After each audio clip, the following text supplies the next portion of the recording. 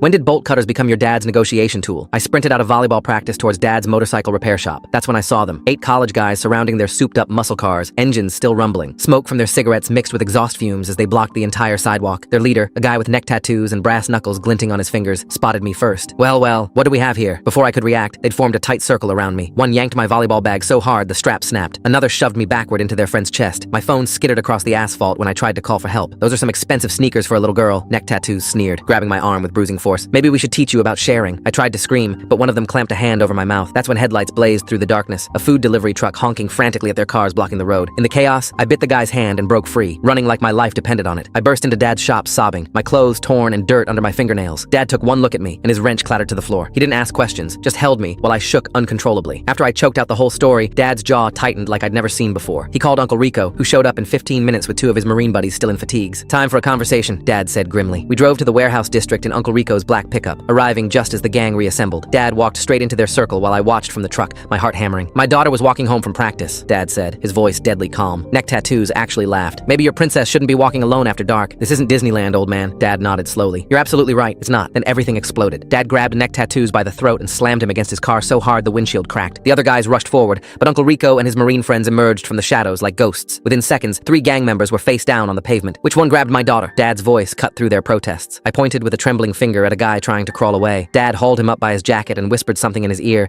that made the guy's face go white with terror. But Dad wasn't finished. While Uncle Rico kept the others pinned, Dad pulled out bolt cutters and systematically destroyed every one of their car tires. The sound of hissing air filled the night. Then he smashed their headlights with a tire iron, sparks flying with each impact. You have exactly 48 hours to disappear from this neighborhood, Dad announced, tossing the bolt cutters aside. Or next time, it won't just be your cars. The next morning, Uncle Rico's police contacts made wellness checks at each gang member's address. By noon, moving trucks were parked outside 3 different apartments. Neck Tattoos was spotted at the bus station with a one-way ticket to Phoenix. The warehouse district has been quiet ever since. I walk home from practice every day now without looking over my shoulder, knowing that sometimes the scariest person in the room is the one willing to go further than anyone else to protect the people they love.